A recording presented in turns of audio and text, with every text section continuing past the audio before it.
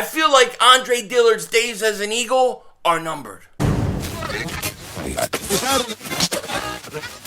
Stand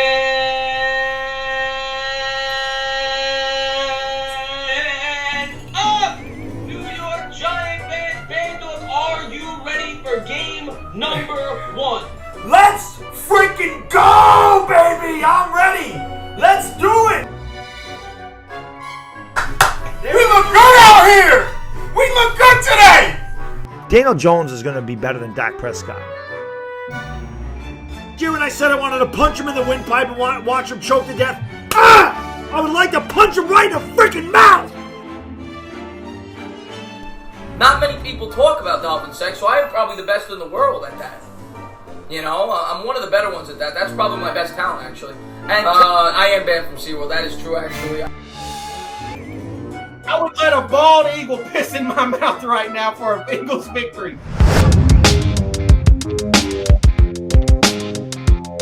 The Giants always stink! You're by the way, King Dingbat here, and Philly 500 is my name. Double moonwalking Mark Holmes is my game. You know, that was a really tough loss to take yesterday. It was a brutal game to watch. The Eagles didn't start most of their starters. Their backups got destroyed, and it was hard to watch. Now, there was some things that I liked that came out of this game, okay? We're going to get into it in a second, but first, as I say all the time, if you have the Newsbreak app, maybe you want to get the Newsbreak app. Click the link in the description.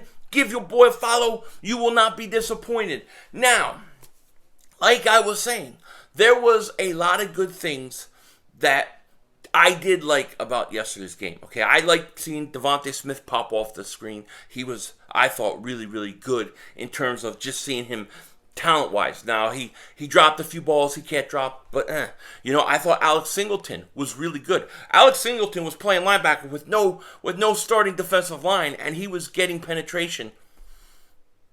But you know what I'm saying? And he looked good. Then you had Professor Kenneth Gainwell. Now, PFF, I think, had him rated the highest player of yesterday's game. I don't get into all their analytics and how they do it, but Kenneth Gainwell, I thought, played really good. I thought Jordan Howard looked really good, okay? I thought Elijah Holyfield, when given the opportunity, did decent. So, there were guys that did individually that I thought did okay, okay? One of the things that we saw in this game was that the Eagles had no offensive line playing, right? All their starters didn't play. Isaac Seumalo had 6 snaps. Jordan Mailata had 6 snaps. And when you think about Jordan Mailata coming into this season, he was supposed to be battling for that left tackle position. He was supposed to be battling Andre Dillard. But Andre Dillard is injured. He is hurt again. Okay, he got hurt last year. He's hurt this year. And this left tackle competition is over. It is over. And the fact that Jordan Mailata only got 6 snaps means they didn't need to see that much of him. Okay, you would have thought that he, fighting for that left tackle position, fighting for a starting position at left tackle, he would have seen a lot more snaps so they could get a lot more film on him.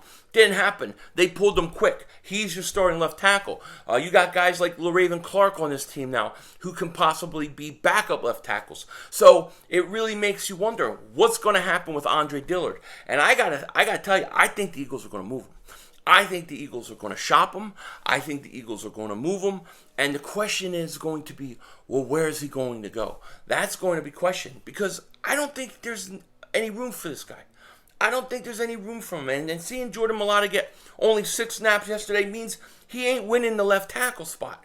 So I think Jordan Mailata is going to go. The question will be, where does he go? And what can you get for him? There's got to be some team who thinks that they can fix him, they can make him a player. This always happens with guys that are young. There's got to be some team out there. So what can you get for for Andre Dillard in a trade? That's the question. I have no idea. My hope would be something like a 3rd rounder, maybe a 3rd round conditional 2nd pick if he plays so many snaps, something like that. But you have teams out there like the Colts. They could use the left tackle. The Chicago Bears, they need a tackle. Green Bay Packers, they could be looking one. There's a lot of teams. When we're dealing with left tackle, There's always teams that are going to need it. Hopefully, having multiple teams need a left tackle, a guy who's only going in his third year, who's a first-round pick, hopefully you can get something. Now, you may be saying, dude, we should be able to get a lot more for Andre Dillard than just a, fourth-round pick or third-round pick or a conditional second-round pick. I don't know if you could get anything more. He hasn't looked good. He hasn't played much. He's injured all the time.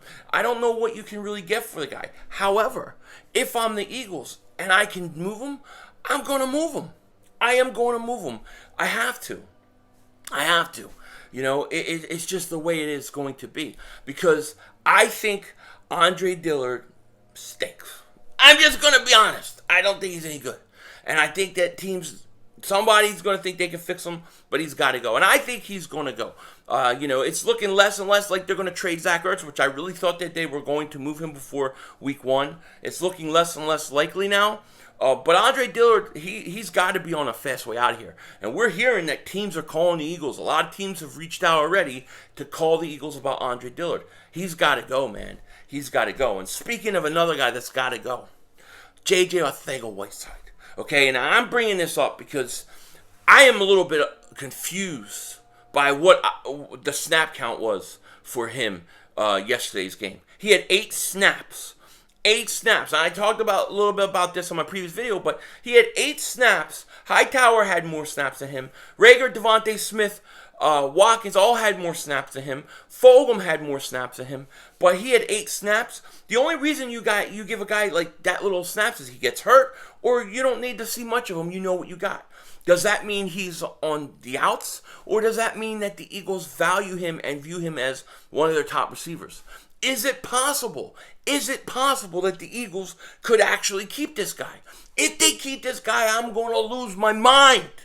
I'm going to lose my mind. Okay, who are you going to cut instead? Fulgham? I'm telling you, things are getting weird with Fulgham. You're starting to hear different reports saying Fulgham ain't showing anything in camp. The Eagles haven't really seen much from Fulgham. They're not sure about him. You're seeing this kind of stuff. Then you're starting to hear JJAW Arcega-Whiteside looked good at practice today. JJAW Arcega-Whiteside showed a lot of improvement from last year. He's showing a lot more speed than last year. We've heard this crap before.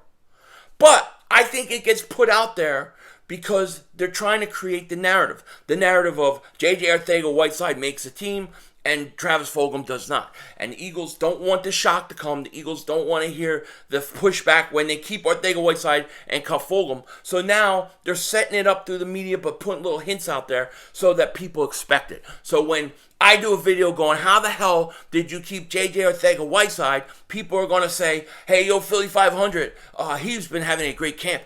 I read it from this guy, I read it from this guy, I read it from this guy. And Fulgham has had a horrible camp. That's why. Because they've created the story, they have created the narrative. But before that gets out and before it happens, I'm telling you right now, you can't keep Arcega-Whiteside. You got to cut him. You got to get rid of his ass. That's just the way it is.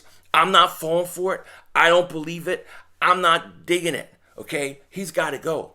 But I don't know. And I don't know how this is going to play out or what's going to happen. But Travis Fulgham, he didn't play, I think, in the first half. He played in the second half. Did nothing. He did nothing. He didn't even have a throw his way. And all accounts is he's very quiet in camp. We're not hearing anything. JJAW Arcega-Whiteside gets 8 snaps. He got 8 snaps. He gets 8 snaps because they don't want him to get hurt. They don't want him to get hurt because they plan on keeping him. That's what it tells me, that he's ahead of the other guys.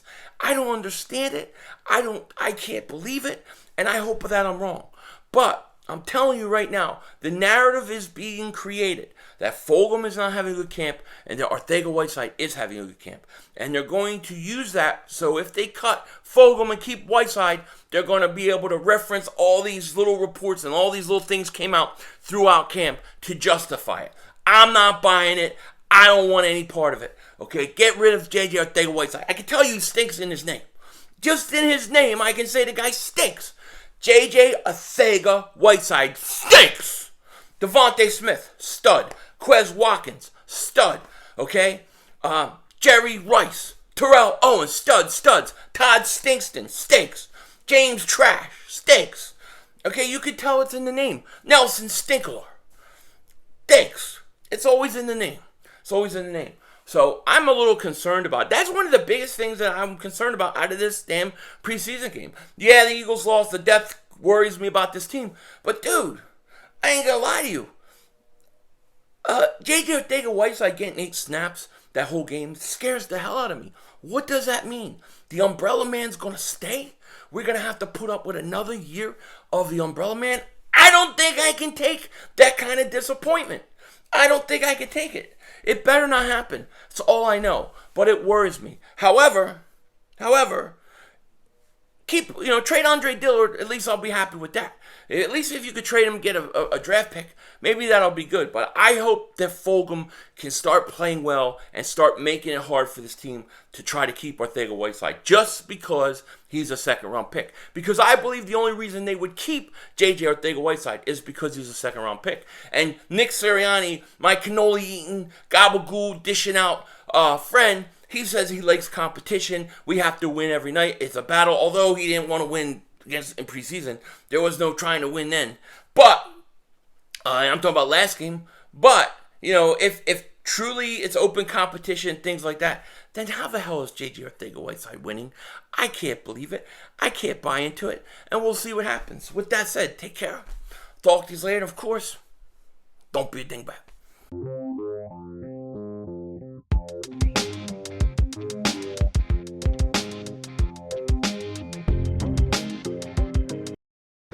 So I'm at Best Buy, and I was about to buy Madden 22. I'm not one of those guys that buy my games online and then download it. No.